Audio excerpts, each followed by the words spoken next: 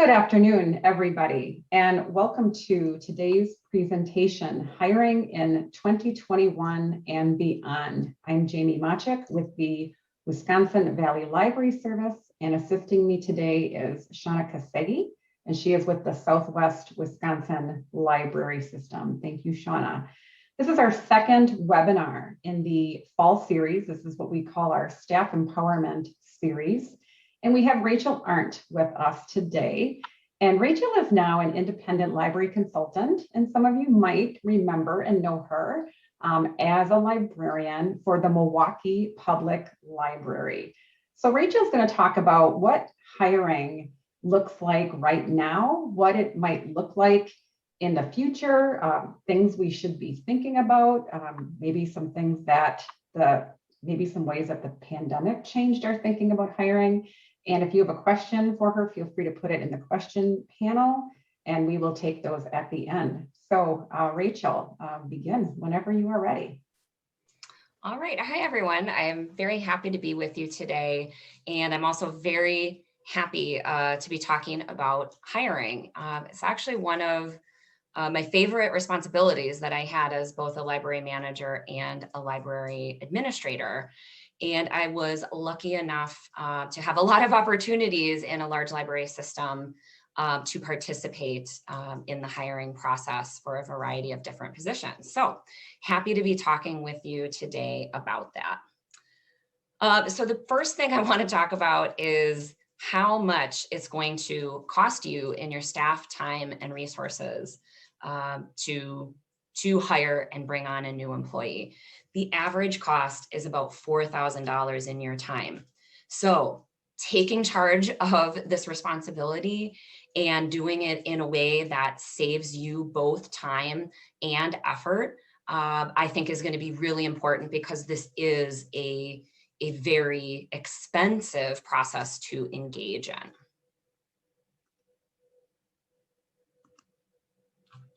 My slide didn't advance. There we go. All right, so our learning objectives today, we're going to be talking about how to write a job description, how we're going to take the applications that we receive and determine which candidates we'd like to interview.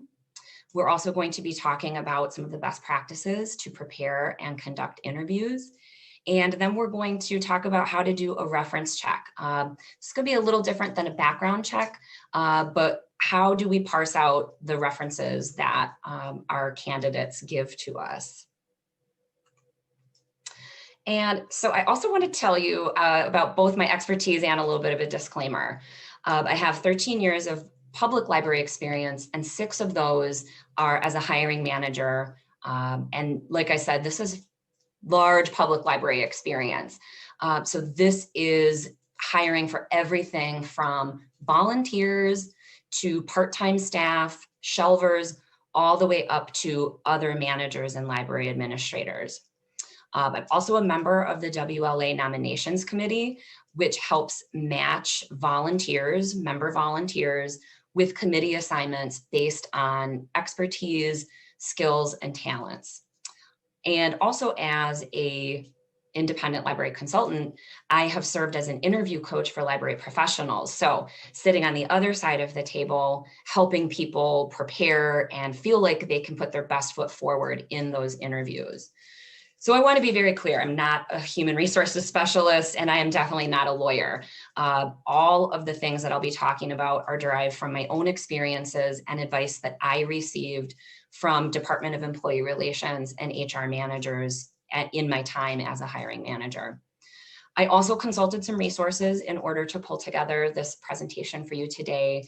So I do have a resource page, both links and a Google Doc that you'll be able to access yourself after this presentation. So ready or not, we have to hire people. It's the only way to keep our staff flush, and it's the only way for us to stay in control of all of the tasks we have every day in the library. So first things first, we're writing a job description.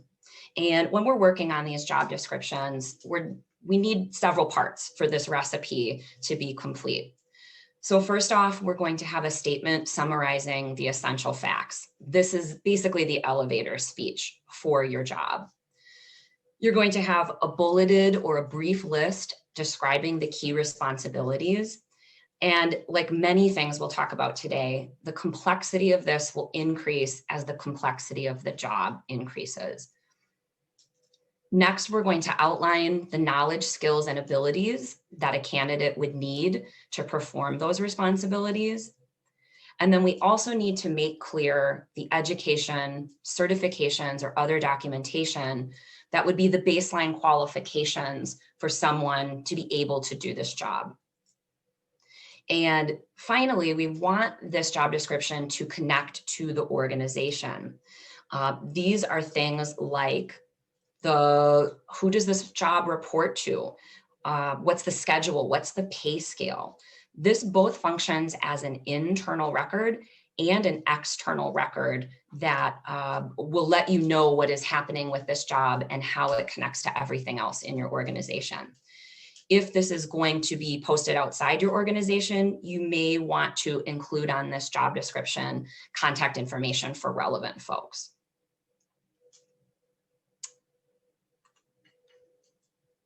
Other things to note about your job description, it should be up to date. If you're using a job description from 20 years ago, my guess is there's some outdated things in there. Ideally, your job description is updated anytime the work changes, responsibilities shift, or your workflows change. But it is perfectly fine if job descriptions are updated when a job turns over, so retirement, resignation, et cetera. But this job description should reflect the current reality. You should have a job description for every single person on your staff. And this is so that there's no redundancy, nothing's overlooked, and you have a clear picture of your staffing needs. Job descriptions demonstrate how work gets done and by whom. So reflecting the library's needs is really critical.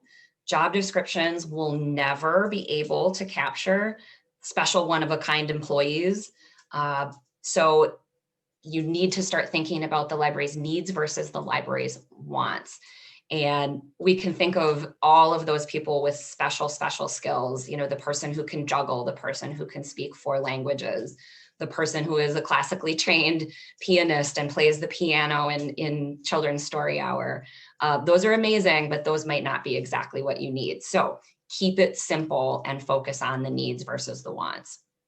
And finally, we have all seen job descriptions in which someone has created a wish list, something that's truly aspirational or just flat out impossible. Be realistic about your job description. So whether you do something that breaks out into percentages or a job priority list, make sure that these tasks are feasible in the allotted hours. And this is really why you have to focus on needs, and you cannot create an exhaustive list. So to get ready for your job description, you're going to gather information, and you're going to treat this like a reporter: who, what, where, why, when, and how. Gather these facts just by asking yourself these questions. Who currently does this job? Who supervises the job? What does the job entail? What's essential? Where is the job performed? Is it front of house customer service? Is it back of house, technical, clerical, circulation? Does it serve internal customers?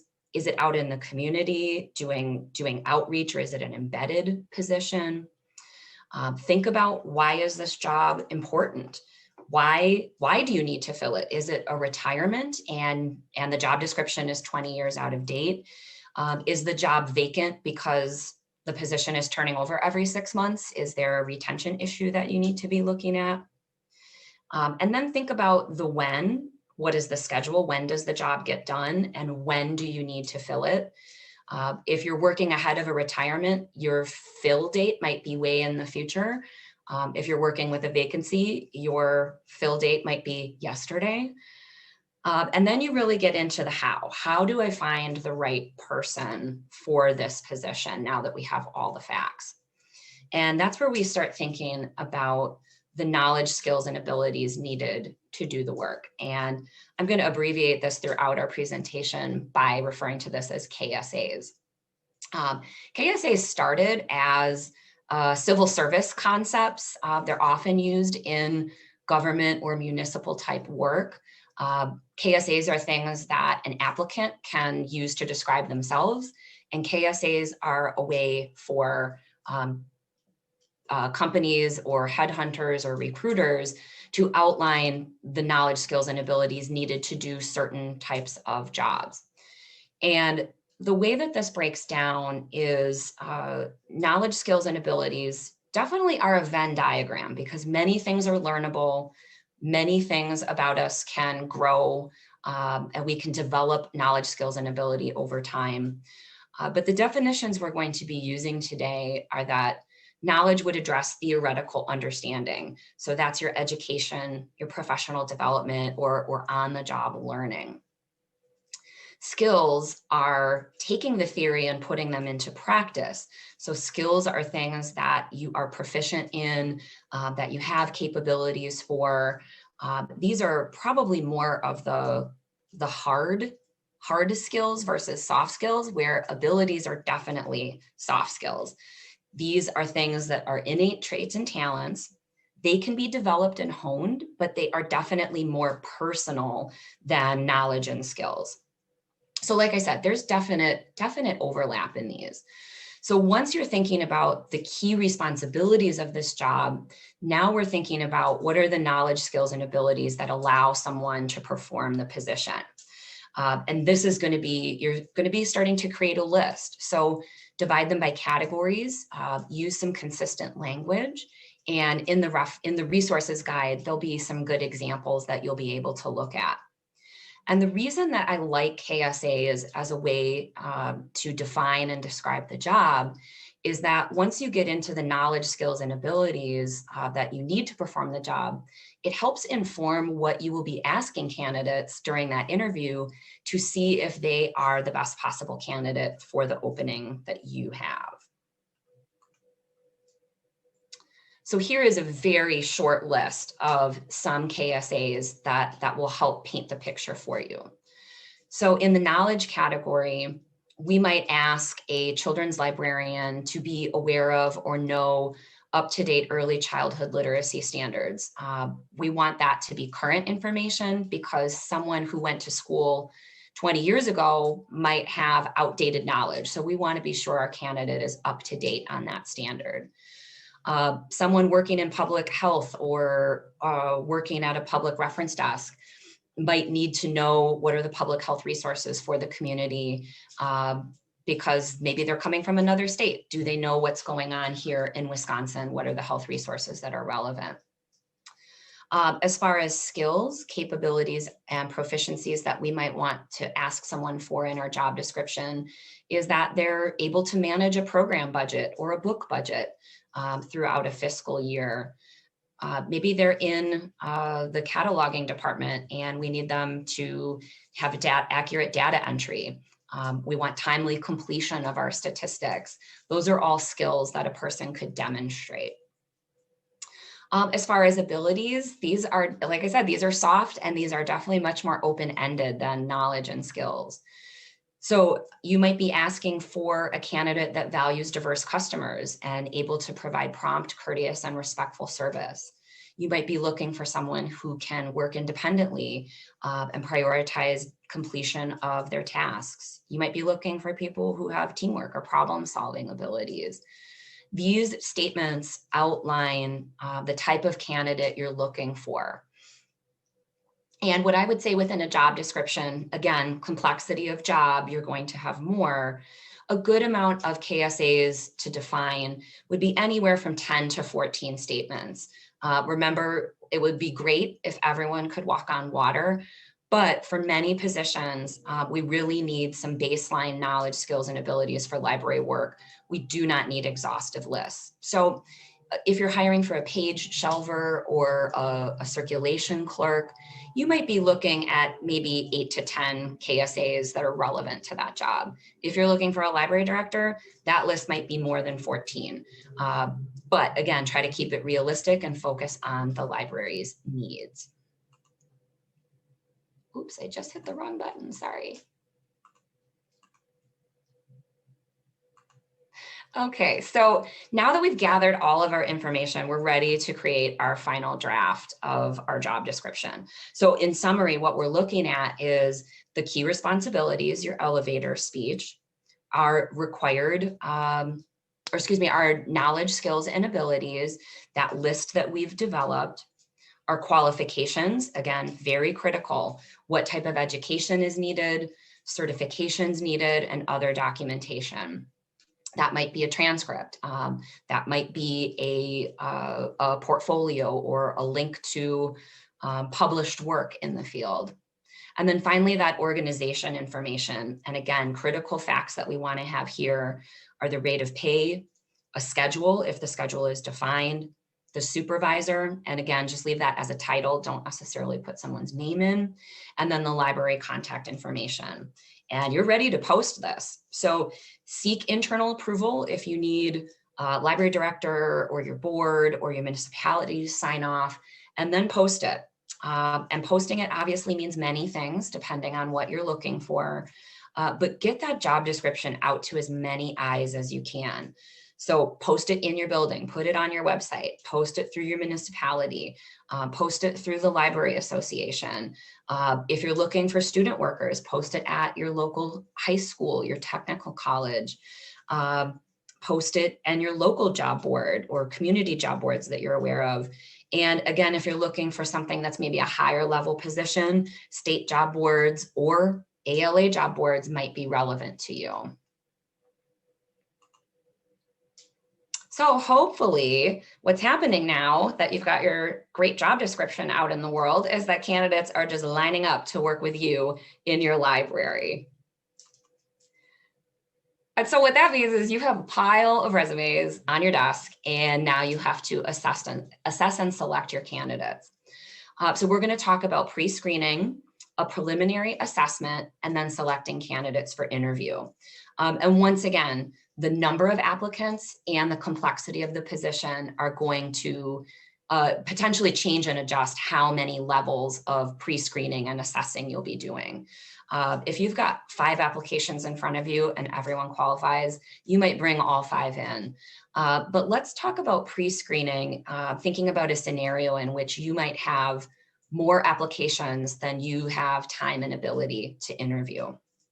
So in that scenario, number one, the first thing we are pre-screening for is reviewing qualifications. Did they send in all the materials you asked for?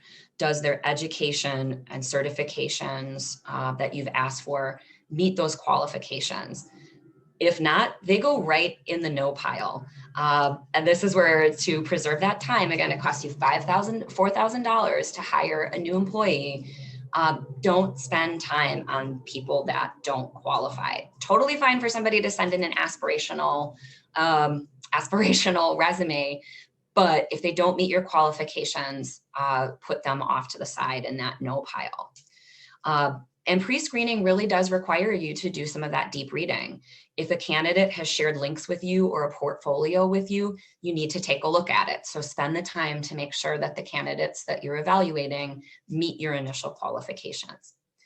And this is where I've added telephone screen. So maybe you have 10 applications, you have time for 5 interviews, but you've got 3 candidates that look exactly the same. Or you reach a point in a resume in which it's not clear whether this person has an MLIS, but everything about their resume looks amazing. Pre-screening is not an interview. Pre-screening via telephone or by Zoom, whatever we're doing in this modern age. State with the candidate that this is not an interview, but that you need to clarify some things about their application or their resume. And then stick to the questions that you need to have answered, clarify with that candidate, and then make a decision offline whether or not to interview. So when you close that call, so let's say you're talking about, it's unclear whether or not you had completed your MLIS. Can you please clarify for me what your education qualifications are? That candidate would provide the answer. And then you might say immediately, you haven't completed your MLIS, and that's required in order for us to hire for this position. So I'm sorry, you don't qualify at this time. Or if the answer is in the affirmative and yes, they do, then you can go ahead and say, okay, I'm going to continue reviewing initial applications, and you will be contacted later on once we determine which candidates we'll be interviewing. Pre-screening, as long as you're clear with a candidate, is simply just seeking out information and clarifying questions you might have. So then we move into preliminary assessment, and this places your candidates into two categories. And really it's yes or no. You might have a maybe pile. I'm not going to stop you from that, but you're going to really want to be definitive here. So if you have too many to interview, you can devise a ranking system, which could just be rank them on a scale of 1 to 5 based on both qualifications and a portfolio they've sent in. You can rank them on 1 to 5 based on experience, but keep it simple. Don't have more than 3 ranking categories in this preliminary assessment. And you don't have to rank them from top to bottom, but just whether or not they meet, qualifications. So if you have 3 categories of 5, you might want to just make sure that each of them scores a 9 on a scale of 1 to 5. So if you've got someone who ranks below, only scores 4 points in your ranking system, that's a no for you then at that point. You can also just decide, look at a resume and say yes or no, see how many you have, and then go for interviews. Really depends on your number of applicants, and it depends on how much time you'll have to fill the position. Don't be afraid during this assessment to keep intriguing candidates, even if maybe there are some questions that you might have, but do be mindful of the time that it takes to invest in the interview phase. And so now you've made your selections. You probably have some no's in your pile. You have 2 strategies here. You can keep them filed so that you can hang on to them in case interviewers or interview candidates drop out, or so that you can contact all candidates at once. Or you can be very assertive, and if these candidates don't meet your qualifications to come in for interview and you have no intention of interviewing them, you can simply send them a form letter saying, thank you for the interest in this position. At this time, we are not interested in you. Put it gently, but be firm. And that way they will know that they can continue hunting for jobs elsewhere. So you've got your list that you've pulled together here now. So you are going to be preparing for your interview, and you need to decide who is conducting the interview. Maybe it's you're the library director or the hiring manager, and you will be working alone. That is totally fine. Every piece of advice moving from here on will work whether you are interviewing alone or interviewing with others.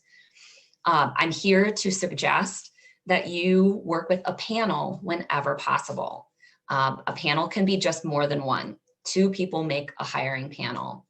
And the reason that I would advise a panel whenever possible is that you have a broader perspective, more oversight, and a sounding board as you are making an important decision to bring on a new employee. Now, in small to medium libraries, panels can be tough to come by.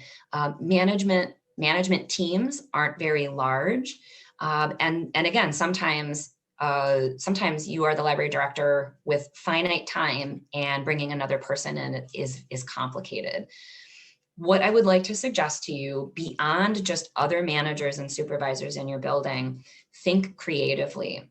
Bring in a trusted library board member, a trusted retiree who is not hiring someone to do their former job. That's a big conflict of interest. But have someone trusted from your library or connected to your library who's invested in the success of your library. That's a great way to go. You can also consult your library system staff. They may have the capacity to assist you in a hiring panel. If you have good relationships with other library managers, again, trusted without a conflict of interest, do you have another library manager at a peer library that can give up some time and then create a mutually beneficial relationship where you help them and they help you? Another opportunity is to look to your municipality. Is there someone in the village office or the town office. And an example that I can give to you is I once leveraged, I was asked first. I was asked by the IT department in the city that I was working for, would I serve on their interview panel? It was a great learning experience. The job that they were looking for was customer focused. And because I had a background in customer service, I was helpful on their panel. But later on, I was able to ask them and leverage the time that I spent. They helped me on a hiring panel for a highly technical and technologic facing circulation position that I was hiring for. And so it was incredibly mutually beneficial. We built some great camaraderie between IT and the library because of that situation. So don't be afraid to reach out to your municipality and see who could assist you to conduct that interview. So the next thing you need to do to prepare is make a schedule. And this could be days and times. It could be a single day. Honestly, it's whatever works best for your schedule and the number of candidates that you have. My advice to you is to leave time in between the candidates. Don't stack them too tightly in case something runs long or a candidate runs late. It can be awkward to have one candidate coming out as another candidate is coming in. And it also leaves time for you to just be a human being, to have some water, have a snack, take a deep breath, prepare your notes, use a restroom. So leave some time in between the candidates so that you can be your best interviewer as the candidates are coming in. Then once you've set aside this schedule with you and anyone else on this panel, contact and confirm the candidates' time slots. I really suggest that you're firm with candidates about when you interview. Only make exceptions in extreme cases. Your time interviewing is very, very precious and you are only hiring one person. So offer flexibility only when possible. You're someone who simply cannot make a daytime date and needs to interview at the end of the day. Try to set up some time that might make sense for someone who would need that, or someone who wants an early morning interview so that they can get to their current job. Try to set up an interview with that in mind, but let them know what's available and offer them the slots. Don't spend a lot of time negotiating about the times because, again, you need to set up another person who's interviewing with you, potentially a space within your library, and respect the time of the candidates crossing over one another. Then your next task is to prepare your questions. These questions are going to be based on what you already know about your knowledge, skills, and abilities identified in the job description. The complexity of the questions in this interview will increase as the complexity of the job increases. So bear in mind the type of employee you're looking for versus the type of questions that you're creating. Decide whether or not you're going to have them perform an exercise within your interview. These things could be shelving tests, a written exercise to prepare a proposal, or coming to the interview with a brief presentation. There's no right or wrong, but make sure that if you have them perform an exercise, that it is tied directly to the job that they will be doing. So in this case, a civil service exam, when you're interviewing, or when you have over 100 applicants for a shelver job in a large city library like I did, you need something to lead them out. So taking a basic math test, alphabetizing test, Dewey Decimal test helps us determine which candidates can do the baseline skills of the job. That's not realistic for most of the interviews that medium to small size libraries are going to be doing. So you might want to set up a cart and test a shelver during an interview if you think that that is going to be the difference maker between who gets the job or not. It's a skill that can be taught, so their other soft skills may be more important to determine during the interview than whether or not they can be a good alphabetizer. And finally, if you do have them perform an exercise of some kind, make sure that you've left enough time within the schedule for that task. And then finally, my advice on preparing your questions: no tricks, no perfect answers. And this means interviewing is not something where we're trying to catch someone or trying to have them play brain games. We're also not trying to have them answer a question for one perfect answer that is stewing around just in my brain. We want to have open-ended questions that help us learn about our candidates and help us understand who our candidates are. By creating trick questions or tricky questions, by having a perfect answer in mind, that's actually saying more about us than it is the candidate being able to talk about themselves. So don't try to fool your candidates. As you are pulling together your interview questions, I also want you to think about how you're staggering these to open with ease. If I ask the question, can you tell us a little bit about yourself, which is a typical opening interview question, candidates will go anywhere with that question. They might talk for 20 minutes. So you want to open with an easy question that's a little bit of a softball so that they can get their jitters out. This is how they're just going to have their opening statement so that they start to feel comfortable with you. So you want a brief, short question, something like, tell us about your experience working in a library. How did you choose library work as a profession? Or what interests you most about the library as a workplace? What are 2 things you saw in the job description that excite you the most? What do you know about our library or community? Those are questions that a candidate can feel comfortable opening the conversation with, and then you can jump into questions that either focus on very small parts of the job or questions that focus on their experience and knowledge.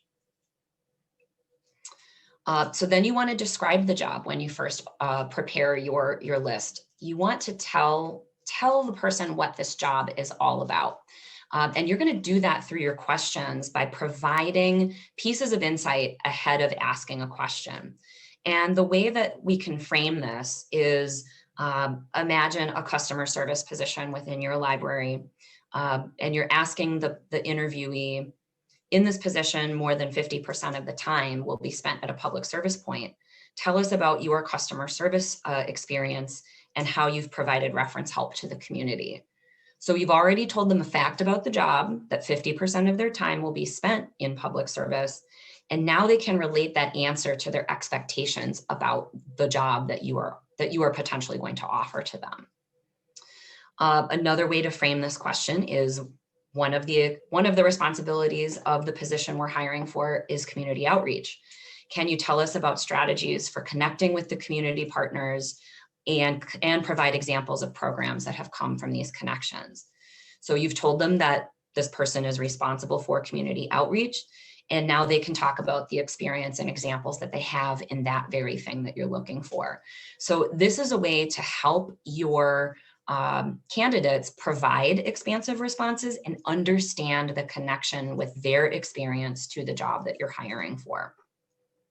So obviously we want to have as many open-ended questions as possible within this interview.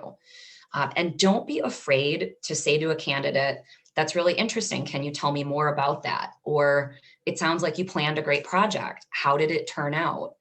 By asking those questions, you are encouraging them to be expansive. You're not being unfair to other candidates because some candidates give expansive answers naturally. Some people need a little bit of a nudge to tell more. So by simply saying, can you tell me more about that? Or how did that work out? Or what was the biggest success that came from it? You're not giving a different question to candidates. You're just simply nudging them to give you more information. Finally, make sure as you prepare your interview questions that you include any required questions. These might be required by Wisconsin statute. So if you're hiring for a library director, you might be asking a question about their ability to become certified or whether or not they are certified as a Wisconsin library director. You might ask a question about whether or not they completed their MLIS through an accredited university. You might ask them if they are CPR certified, if that's something important to you. And there may be legal questions that your municipality wants answered. Are you able to perform the duties of the job with or without accommodation? Are you authorized to work in the United States? Are you able to work the schedule as described in the job posting?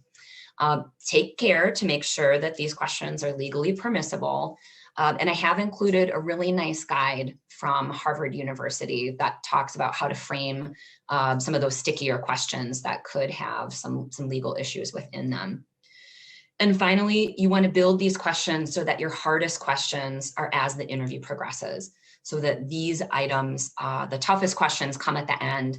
And that way, your candidate is able to expound upon their answers as they get through the interview. So really building to them being able to tell a full story about who they are. So we've prepared for our interview, and now we're going to talk about how we interview. And I will say to you, preparation is absolutely the key. Make sure that that schedule is set, and whether it's printed out or put into Google or Outlook calendars. Which candidates do you have at which time? Where are you interviewing? Where will the candidates wait? Have that space all set up so that it is ready for your candidates and your panel. Gather all your materials. Do you have copies of all the resumes? Do you have your list of questions and a way to take notes? Do you have copies of the job description and maybe any other relevant information that you might give to candidates? Something to tell them more about your community, or other packets about your library that are important for you to share. Set up your interview protocols, and whether you're interviewing alone or with a panel, this is your format of the interview. How will the candidate be greeted? How will the candidate come to the space? If you have a panel, which one of you will do introductions?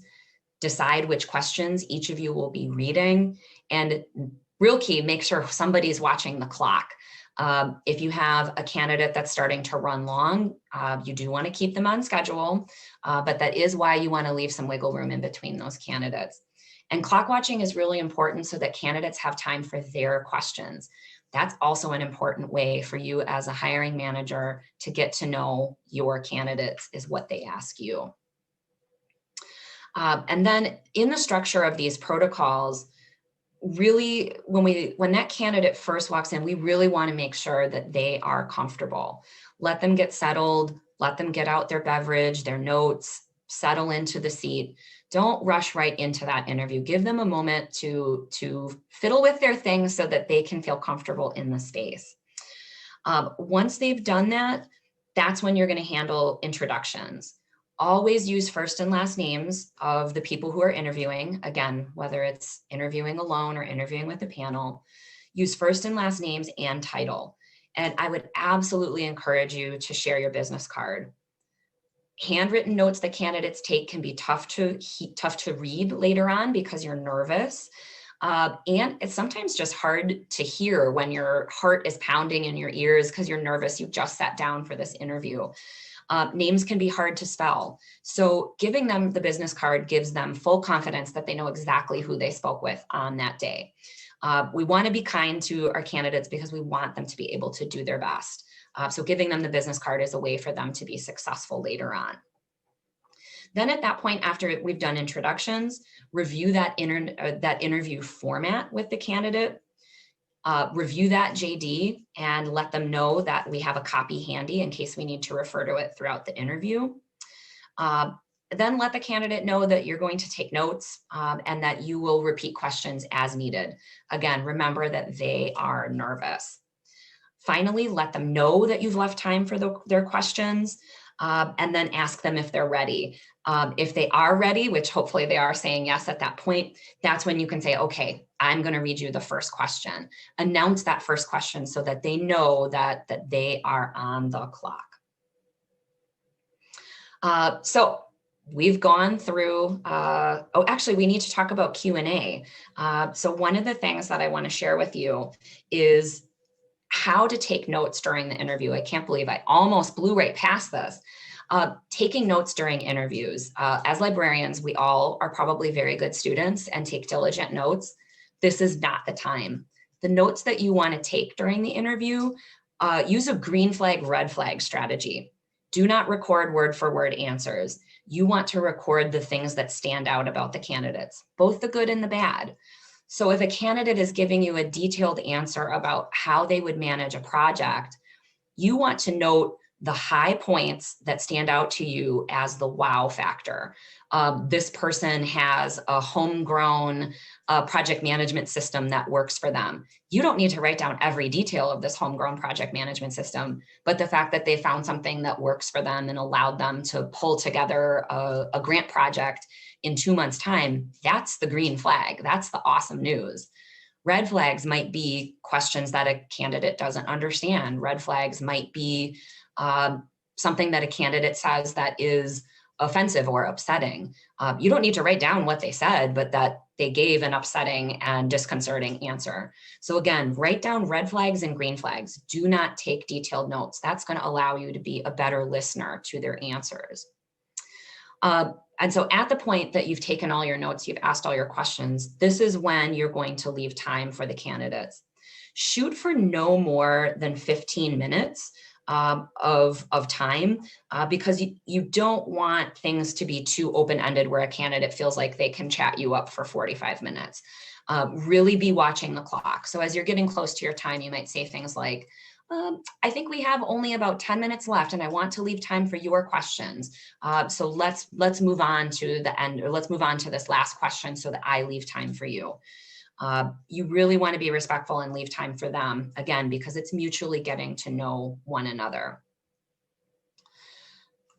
So here comes the intimidating part, right? What are these candidates going to ask me? And so here's a lot of what ifs, and this is really where we're going to get to the nitty gritty of hard things that can happen in an interview. And of course, we live in very interesting times. The ability for candidates to learn a lot about our library through online media, articles that have been published about your library's Google or Yelp reviews, how many times a job has been posted. People want to know about schedule flexibility, or they maybe want to know detailed questions about the benefits package. Right now, definitely flexibility and remote working opportunities are a very hot topic given the uncertainties of elder care, child care, and changing health situations in various communities. Safety and health. Some workers might feel really comfortable in an environment with safety mandates. Other workers might feel real bulky about working in a highly restricted environment. And of course, pay. Pay is an incredibly hot topic, forever and a day in libraries, right?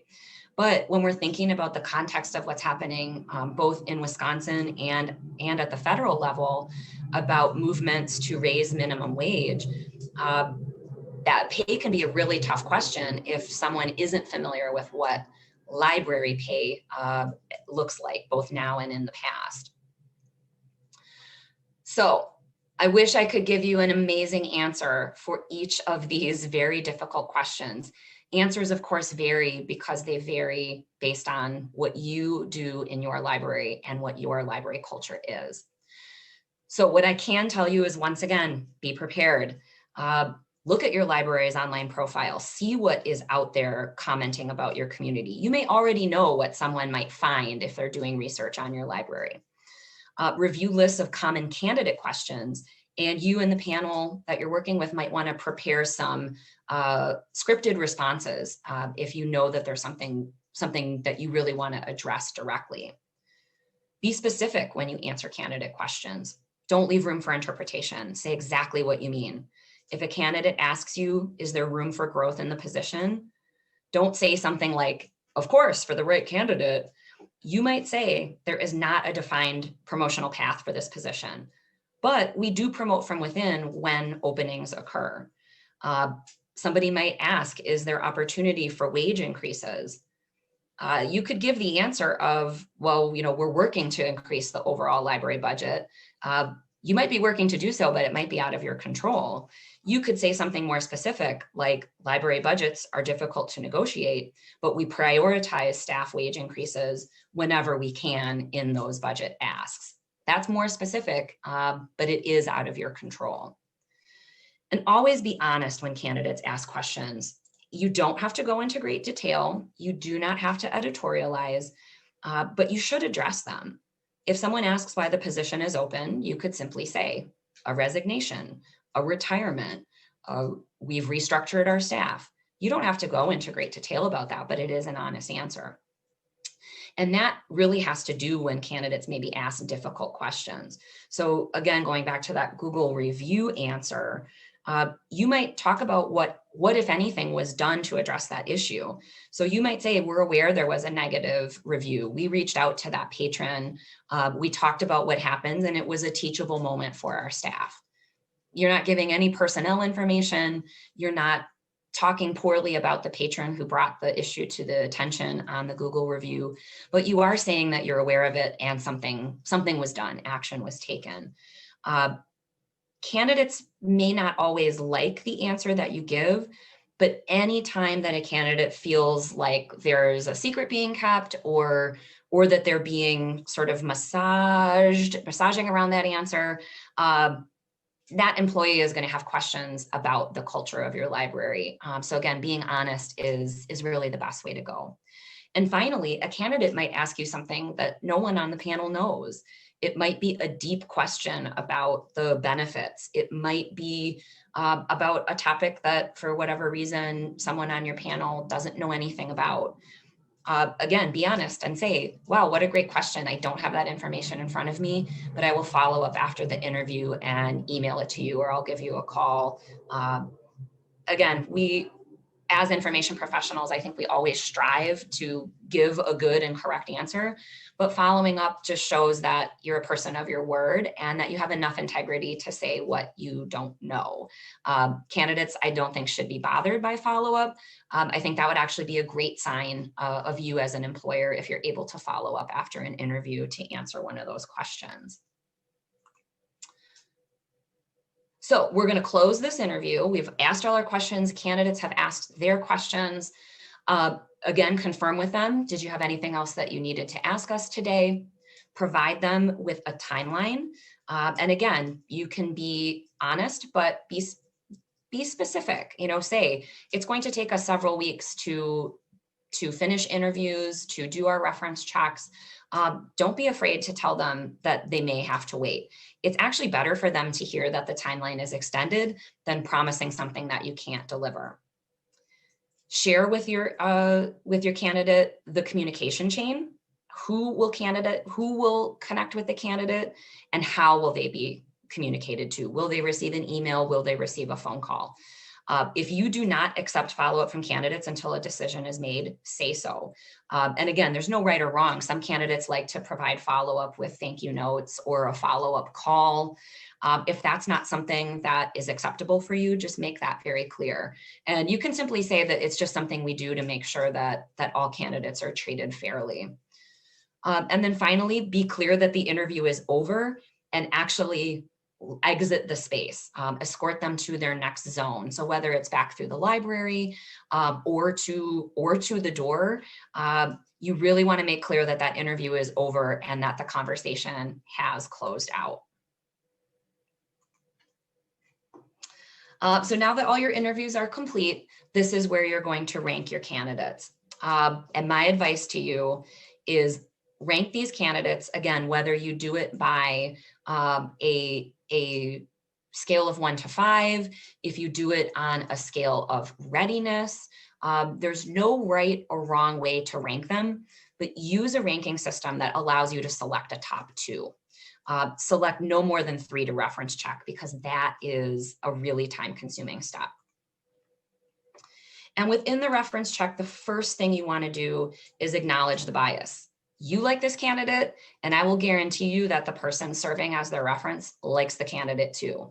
Once you get that out of the way, you can prepare your questions to start looking for the candidate's limitations, any blind spots that you might have about this candidate's either readiness or skills, or any stagnation on the part of the candidate. Within the resources, I've given you a list of questions that I really, really like for posing these questions. And again, they need to be tailored to the job. So it's really hard to give you examples.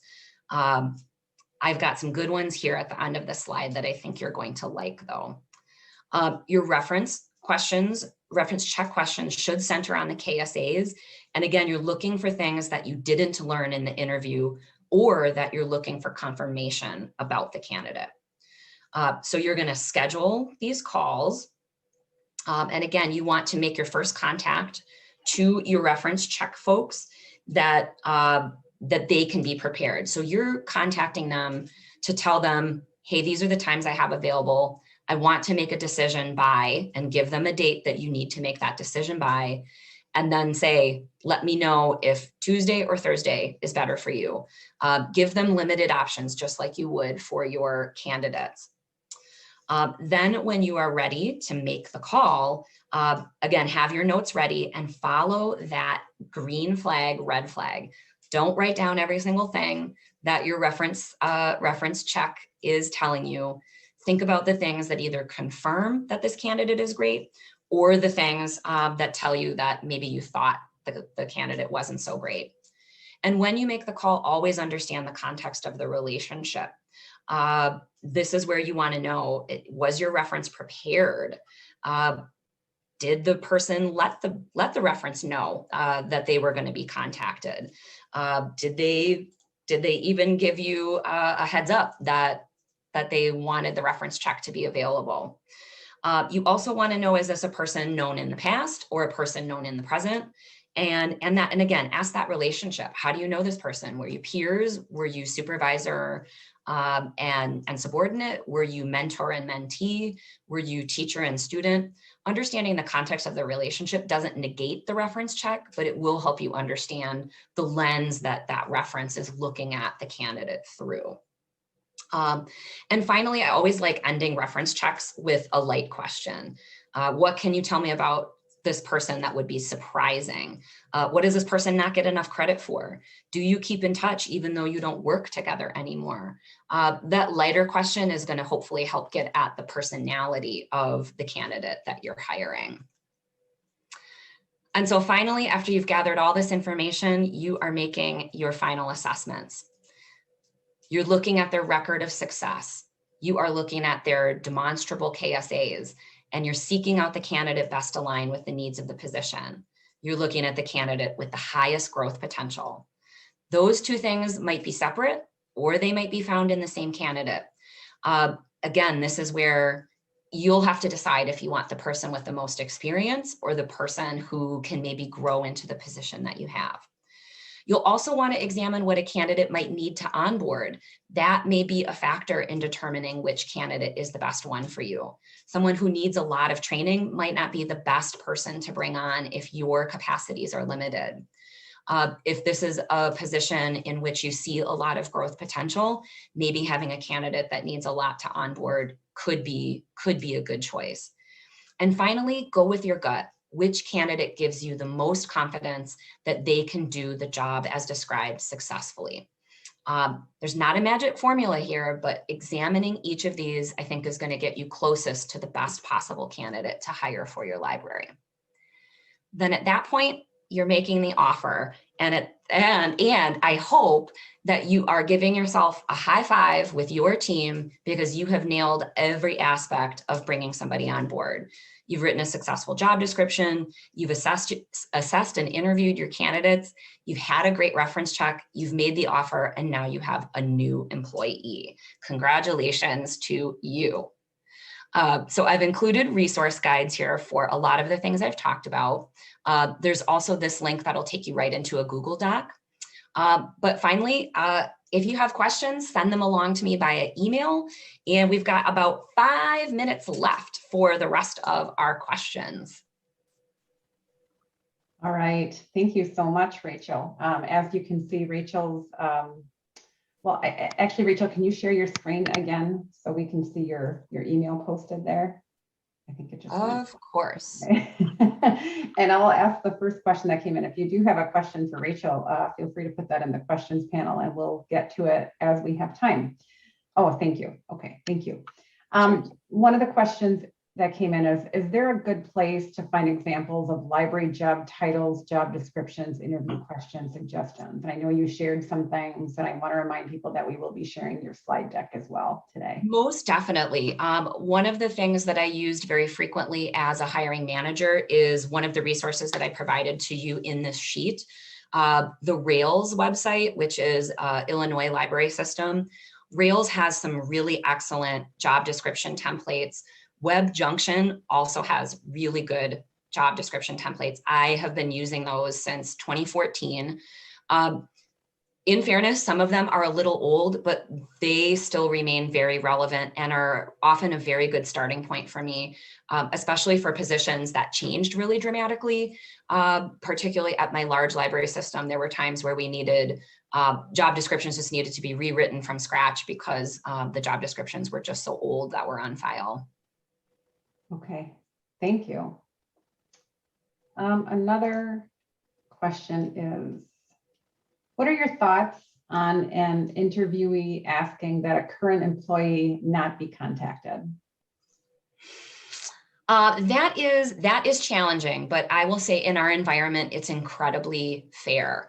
And I would say to you as hiring managers, out of respect for your candidates, unless you need to make an actual employment check, so you need to know that this person was employed at XYZ library for the dates as stated on their resume. You know, maybe something isn't jiving between their resume and their LinkedIn, or you have a question about the validity of what someone has presented. At all costs, I would say your reference checks should be sufficient for you to get to know a candidate versus calling a current employer. Now, if you're hiring management, administrator, or a library director, that might have to go out the window.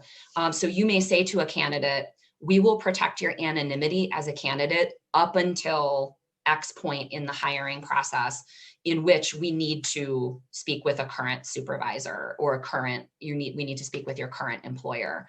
But generally speaking, for the types of jobs that we're hiring for, you should be able to get what you need from your reference checks. Again, unless you really feel like a candidate is misleading you, at which case that might be a red flag in and of itself. Thank you. If an internal candidate applies, how do you keep the emotional distance that you would naturally have with an outside candidate? Yeah, that is one of the tricky situations for most of us when we're hiring in a library. We often have people that we know. So whether it's an internal candidate, someone we know through the library world, or someone that we just know from the community, it's why being really prepared and having a defined process to go through is very valuable to you. It helps you treat each of the candidates the same. But it also is a point in which the hiring manager and that internal candidate can have a very brief conversation. The hiring manager should simply say, I saw that your name was in the list of candidates for the librarian position. Really excited that you're putting yourself out there. Please know that I can only answer the same hiring questions that I would answer to candidates. If you have questions about the process, then you'll need to talk to, and then you refer them to someone outside of that process. The reverse is true as well. When you are sitting across from them, interviewing them, it's very important that you ask all the questions as if you are strangers. In my experience as a hiring manager, for many of the internal positions that I hired for, I said very specifically in the interview sort of preamble that it is up to them to tell us everything they would as if we don't know each other. I found that many of the internal interviews that I did, candidates' answers were not expansive. A lot of assumptions were made about what was known about them. So by setting that stage, you are creating a good, by setting that stage as the interviewer, asking them to treat you as if strangers, you're really setting them up to have a better interview than they would otherwise. But definitely stay away from giving inside knowledge to your internal candidates, so that you can put blinders, or so that you don't have blinders on to that person that you see every day. You can be open to all the candidates. Okay, great. Thank you for answering that.